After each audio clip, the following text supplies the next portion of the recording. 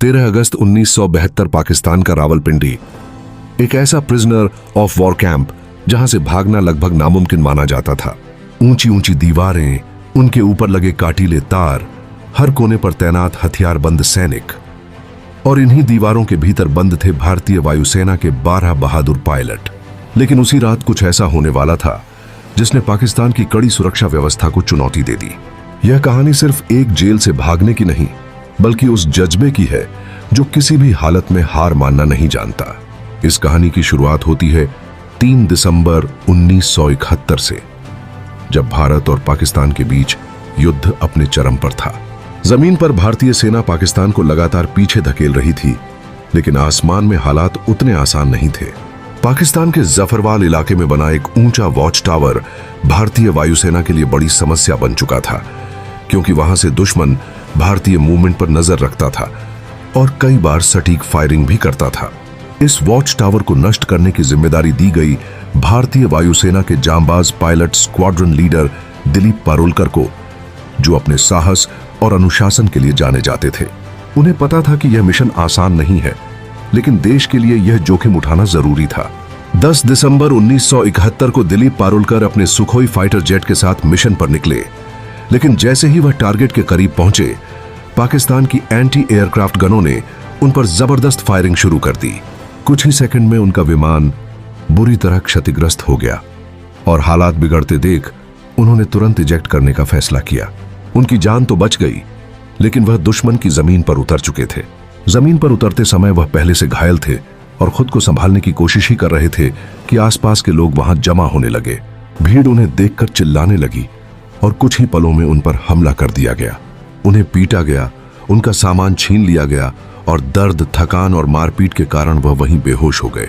अगर कुछ ही देर और होती तो शायद उनकी जान चली जाती, लेकिन तभी पाकिस्तानी सैनिक वहां पहुंच गए और उन्होंने भीड़ को हटाते हुए कहा कि इसे जिंदा रखो, यह हमारे ज्यादा काम का है।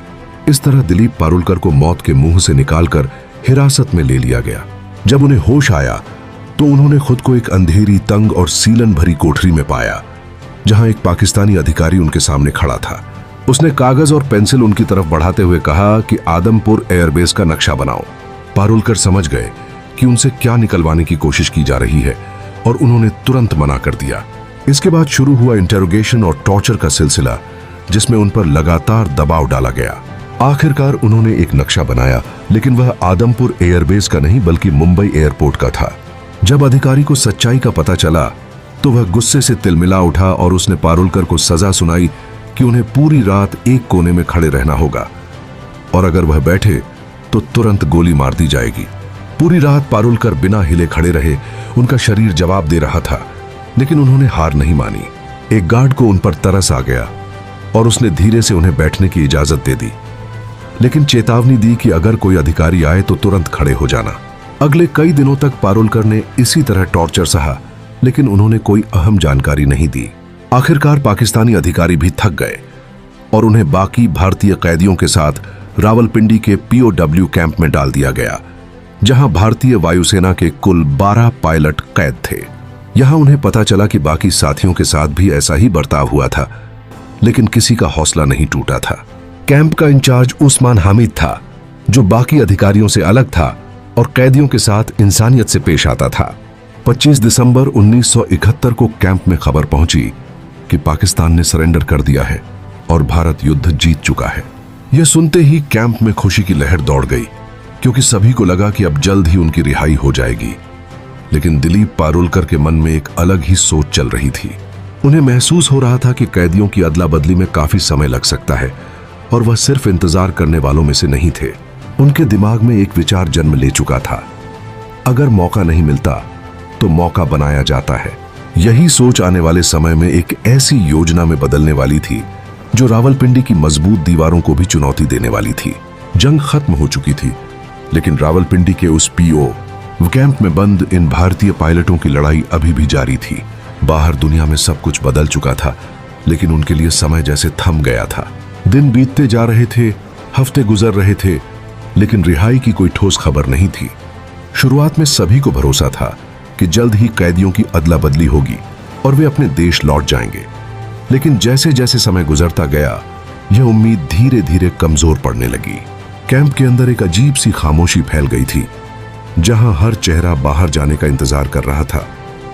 लेकिन दिलीप पारुलकर के अंदर कुछ और ही चल रहा था। वह इंतजार करने वालों में से नहीं थे। उनके अंदर एक बेचैनी थी, एक जिद थी कि अगर आजादी चाहिए तो खुद रास्ता बनाना होगा। उन्होंने सबसे पहले एक सीधा और जोखिम भरा प्लान सोचा कि जब रात में टॉयलेट जाने के लिए गार्ड साथ आता है तो उसकी बंदूक छीनकर उसे बंधक बनाया जाए और उसी के सहारे बाहर निकला जाए। लेकिन थोड़ी ही देर में उन्हें एहसास हो गया कि यह तरीका बहुत खतरनाक है और इसमें पकड़े जाने की संभावना ज्यादा है। इसलिए उन्होंने यह प्लान छोड़ दिया। इसके बाद उन्होंने एक बार फिर अपने साथियों से बात की और इस बार 2 पायलट उनके साथ खड़े हुए, MS ग्रेवाल और हरीश सिंह। अब तीनों ने मिलकर ठान लिया कि वे किसी भी हालत में इस कैंप से बाहर निकलेंगे।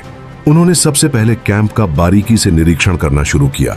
गार्ड कब आते हैं, कब जाते हैं, कौन सा रास्ता ज्यादा सुरक्षित है, कहां नजर कम रहती है, हर छोटी बड़ी चीज को ध्यान से समझा गया। इसी दौरान उन्हें एक एटलस मिला जो आगे चलकर उनके मिशन का सबसे अहम हिस्सा बनने वाला था। रात भर तीनों नक्शे को देखते, रास्ते समझते और संभावनाओं पर चर्चा करते। उन्होंने यह तय किया कि सीधे भारत की सीमा की तरफ भागना बेहद जोखिम भरा होगा, क्योंकि युद्ध के बाद वहां सुरक्षा बहुत सख्त कर दी गई थी।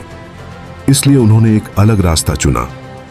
पहले अफगानिस्तान पहुंचा जाए और वहां से किसी तरह भारत लौटा जाए। अब अगली चुनौती थी सही सेल चुनना। उन्हें ऐसा सेल चाहिए था जो कैंप की बाहरी दीवार के सबसे करीब हो और जहां गार्ड्स की आवाजाही कम हो।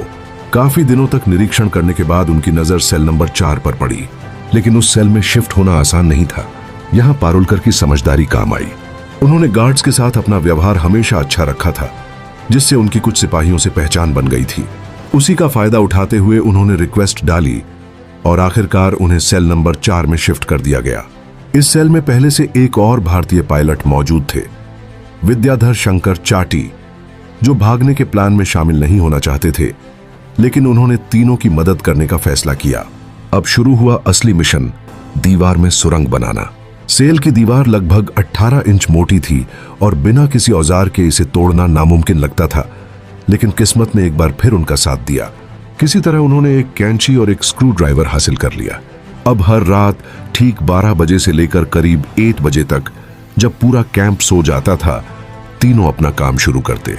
एक आदमी दीवार को रेतता और बाकी 3 चौकसी रखते। दीवार से निकलने वाली मिट्टी और सीमेंट को बड़ी सावधानी से बेड के नीचे छुपा दिया जाता ताकि किसी को शक न हो। उन्होंने एक और चालाकी की।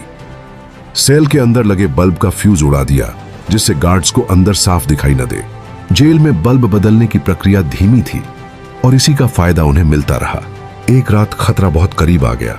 एक गार्ड ने बाहर से झांक कर देखा और उसे लगा कि अंदर सिर्फ 3 पायलट हैं, जबकि उस समय हरीश सिंह बेड के नीचे छुपे हुए थे। गार्ड को शक हुआ और उसने आवाज लगाई, लेकिन बाकी तीनों ने सोने का नाटक किया।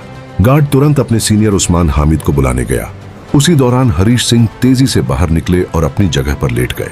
जब उस्मान हामिद अंदर आए और चारों पायलटों को देखा तो उन्होंने गार्ड को ही डांट दिया। यह एक ऐसा पल था जहां जरा सी गलती उन्हें पकड़ा सकती थी, लेकिन उनकी सूझबूझ ने उन्हें बचा लिया। दिन हफ्तों में और हफ्ते महीनों में बदलते गए। धीरे धीरे दीवार की ईंटों के बीच का सीमेंट निकाला जाता और फिर ईंटों को वापस वैसे ही लगा दिया जाता ताकि बाहर से सब कुछ सामान्य लगे। इसी दौरान उन्होंने भागने के बाद के लिए भी तैयारी शुरू कर दी। हर कैदी को हर महीने थोड़े पैसे मिलते थे और उन्हीं पैसों से उन्होंने ड्राई फ्रूट्स, कंडेंस्ड मिल्क और जरूरी सामान इकट्ठा किया। उन्हें पता था कि जेल से बाहर निकलने के बाद असली परीक्षा शुरू होगी। दिशा जानने के लिए उन्होंने एक जुगाड़ू कंपास बनाया, जिसमें कैसेट प्लेयर के मैग्नेट और सिलाई की सुई का इस्तेमाल किया गया। यह छोटा सा उपकरण उनके लिए रास्ता दिखाने वाला बनने वाला था।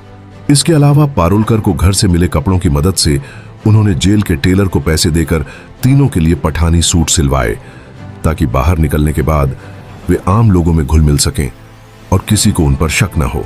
लगातार मेहनत के बाद आखिरकार दीवार में इतना बड़ा छेद बन चुका था कि एक इंसान उसमें से निकल सके। लेकिन उन्होंने आखिरी परत को जानबूझकर नहीं तोड़ा, क्योंकि अगर पहले ही छेद दिखाई दे जाता तो पूरा प्लान फेल हो सकता था। अब बस एक सही मौके का इंतजार था। उन्हें ऐसी रात चाहिए थी जब अंधेरा ज्यादा हो, गार्ड्स की नजर कम हो और बाहर निकलने की आवाज भी दब जाए। और फिर वह रात आई जिसका उन्हें महीनों से इंतजार था। 13 अगस्त 1972 की रात आसमान में काले बादल छाए हुए थे, तेज हवाएं चल रही थीं और कुछ ही देर में मूसलाधार बारिश शुरू हो गई। यह सिर्फ एक मौसम नहीं था, बल्कि उनके लिए एक परफेक्ट कवर था। तीनों पायलटों ने एक दूसरे की तरफ देखा, जैसे बिना कुछ कहे ही सब समझ गए हों कि अब वक्त आ चुका है। यह सिर्फ भागने का प्लान नहीं था, यह उनकी आजादी की आखिरी उम्मीद थी और अब वे इसे खोना नहीं चाहते थे। 13 अगस्त 1972 की रात रावलपिंडी के उस high security prisoner of war camp के ऊपर काले बादल छाए हुए थे, तेज हवाएं चल रही थीं और देखते ही देखते मूसलाधार बारिश शुरू हो गई। यह सिर्फ एक सामान्य रात नहीं थी, यह वह मौका था जिसका इंतजार दिलीप पारोलकर, MS ग्रेवाल और हरीश सिंह महीनों से कर रहे थे। बारिश की तेज आवाज हर छोटी बड़ी हलचल को छुपा रही थी और यही उनके लिए सबसे बड़ा एडवांटेज था। तीनों ने अपने अपने पठानी सूट पहने, अपने पास जमा किया हुआ सामान, ड्राई फ्रूट्स, कंडेंस्ड मिल्क, थोड़ा पैसा और जुगाड़ से बनाया गया कंपास अपने साथ रखा और आखिरी बार अपने साथी विद्याधर शंकर चाटी की तरफ देखा। बिना ज्यादा शब्दों के एक नजर में सब कुछ कह दिया गया।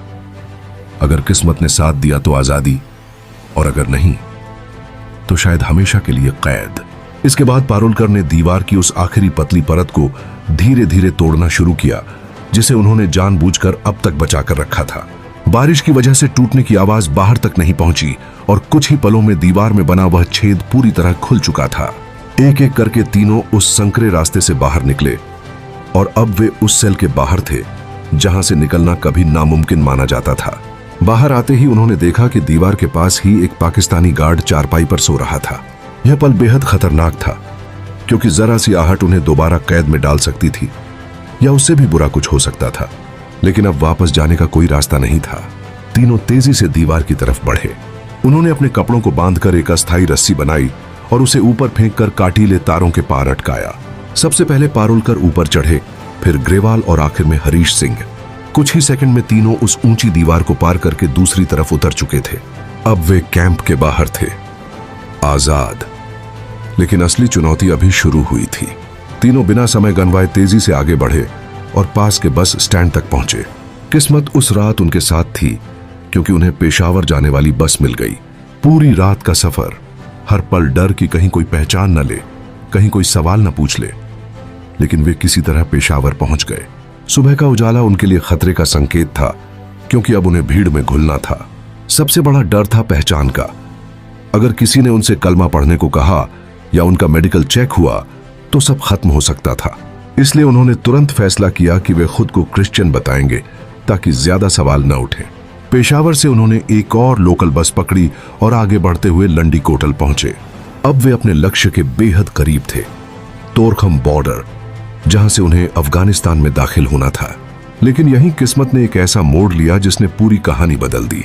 उनके पास जो एटलस था वह पुराना था और उसमें दिखाया गया लंडी खाना रेलवे स्टेशन असल में दशकों पहले ही बंद हो चुका था। इस जानकारी से अनजान तीनों ने एक चाय की दुकान पर खड़े होकर एक आदमी से रास्ता पूछ लिया। बस यही उनकी सबसे बड़ी गलती साबित हुई। उस आदमी को तुरंत शक हो गया। उसने सवाल पर सवाल पूछने शुरू कर दिए। तुम कौन हो, कहां से आए हो, कहां जा रहे हो? पारोलकर ने जवाब दिया कि वे पाकिस्तान एयरफोर्स के अफसर हैं और छुट्टी पर घूमने निकले हैं। लेकिन उस आदमी को उनकी बातों पर भरोसा नहीं हुआ। भीड़ धीरे धीरे बढ़ने लगी और माहौल तनावपूर्ण हो गया। आखिरकार तीनों को पकड़कर तहसीलदार के पास ले जाया गया। वहां भी उन्होंने खुद को पाकिस्तानी एयरफोर्स का अफसर बताया, लेकिन शक दूर नहीं हुआ। अब उनके पास आखिरी चाल बची थी। पारोलकर ने कहा कि अगर भरोसा नहीं है तो पाकिस्तान एयरफोर्स के उस्मान हामिद से बात करवा दीजिए। उन्हें लगा कि शायद इस नाम का सहारा लेकर वे बच निकलेंगे, लेकिन यही उनकी सबसे बड़ी गलती साबित हुई। तहसीलदार ने तुरंत फोन मिलाया और जब दिलीप पारोलकर की आवाज उस्मान हामिद तक पहुंची तो सब कुछ साफ हो गया। उस्मान हामिद तुरंत समझ गया कि ये वही 3 भारतीय पायलट हैं जो रावलपिंडी कैंप से भागे हैं। उसने तहसीलदार से कहा कि इन्हें रोके रखा जाए, हमारे लोग पहुंच रहे हैं। कुछ ही घंटों में पाकिस्तानी सैनिक वहां पहुंच गए और तीनों को फिर से गिरफ्तार कर लिया गया। उन्हें वापस रावलपिंडी लाया गया और 30 दिन की सॉलिटरी कन्फाइनमेंट की सजा दी गई। ये एक बार फिर कैद थी, लेकिन इस बार फर्क सिर्फ इतना था कि उन्होंने दुनिया को दिखा दिया था कि नामुमकिन भी मुमकिन हो सकता है। इसके बाद सभी भारतीय पायलटों को दूसरी जेल में शिफ्ट कर दिया गया जहां सैकड़ों भारतीय युद्धबंदी रखे गए थे। इसी दौरान भारत और पाकिस्तान के बीच कैदियों की अदला बदली को लेकर बातचीत तेज हो गई। आखिरकार दिसंबर 1972 में पाकिस्तान के राष्ट्रपति जुल्फिकार अली भुट्टो ने सभी भारतीय युद्धबंदियों को रिहा करने का फैसला लिया। जब ये भारतीय पायलट वाघा बॉर्डर से वापस अपने देश लौटे तो वहां हजारों लोगों की भीड़ उनका इंतजार कर रही थी। तिरंगे लहरा रहे थे, नारों की गूंज थी और हर आंख में गर्व और खुशी के आंसू थे। यह कहानी सिर्फ एक असफल भागने की कोशिश की नहीं थी, बल्कि उस हिम्मत की थी जो किसी भी हालात में झुकना नहीं जानती। यह कहानी उन 3 पायलटों की थी जिन्होंने साबित कर दिया कि असली आजादी दीवारों से नहीं, हौसले से मिलती है। क्योंकि कुछ लोग हालात के सामने झुकते नहीं, बल्कि उन्हें बदलने की कोशिश करते हैं। और रावलपिंडी की वो दीवारें शायद आज भी यह याद करती होंगी कि एक रात 3 भारतीय पायलट उन्हें चुनौती देकर निकल गए थे। अगर आपको ऐसी सच्ची और रोमांचक कहानियां पसंद हैं तो वीडियो को लाइक करें और चैनल को सब्सक्राइब करना ना भूलें। जय हिंद।